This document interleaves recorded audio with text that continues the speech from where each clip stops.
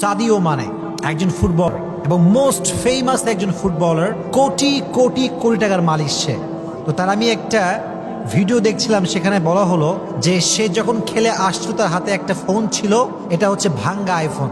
ভাঙ্গা আইফোন নিয়ে সে হেঁটে হেঁটে আসছিল। তো সাংবাদিক তাকে জিজ্ঞেস করলো যে আপনি এত বড় একজন সেলিব্রিটি, আপনি চাইলে হাজার হাজার আইফোন কিনতে পারেন নতুন, আপনার হাতে ভাঙা আইফোন কেন? তো সাদিও মানে উত্তর করেছিল যে আমি আমার এই ফোনটাকে সার্ভিসিং করে নেব, এটা আমি ঠিক করে নেব, কোনো সমস্যা নাই। সাংবাদিক সবগুলো দেয়ার শকড। আপনার মতো একজন কোটিপতি, আপনার মতো একজন সেলিব্রিটি যদি আপনার আইফোনকে সার্ভিসিং করেন, তাতে মান সম্মান কিছু থাকবে না। আপনি কেন সার্ভিসিং করবেন? তো সে যে উত্তরটা দিয়েছে এটা হার্ট টাচিং ছিল। সে কথা বলেছে, দেখেন আমি চাইলে তো হাজার হাজার আইফোন কিনতে পারি, শুধু আইফোন না, মার্সিডিজ ব্র্যান্ডের গাড়ি কিনতে পারি, BMW কিনতে পারি, যত ফেমাস ব্র্যান্ডের কার আছে সব আমি কিনতে পারবো।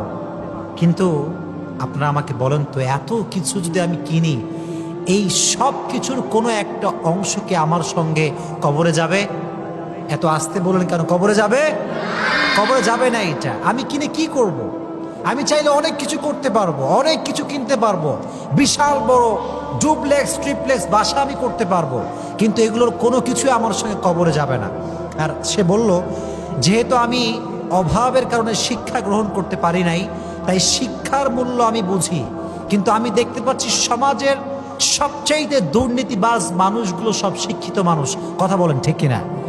তারা বেশিরভাগ শিক্ষিত মানুষ, দে আর এডুকেটেড পিপল। যারা দুর্নীতি করে, যারা সুদ খায়, ঘুষ খায়, maximum people they are educated, তারা সব শিক্ষিত মানুষ।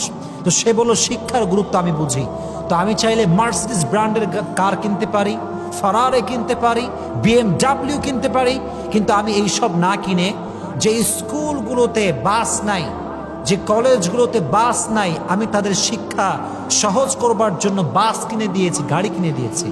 সো এটা বোঝা যায় যে দুনিয়াতে আল্লাহ তাআলা সবাইকে টাকা পয়সা দিলেও সবাই টাকা পয়সার পাগল হয় না।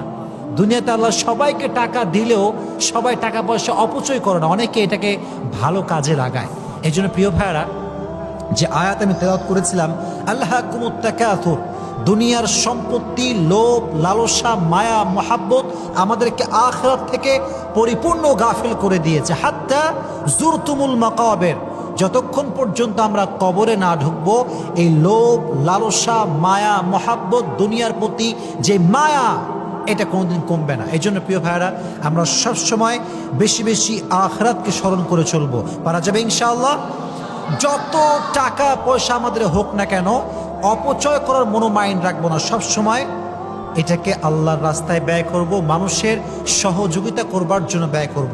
রাজি আছেন ইনশাআল্লাহ? ইনশাআল্লাহ।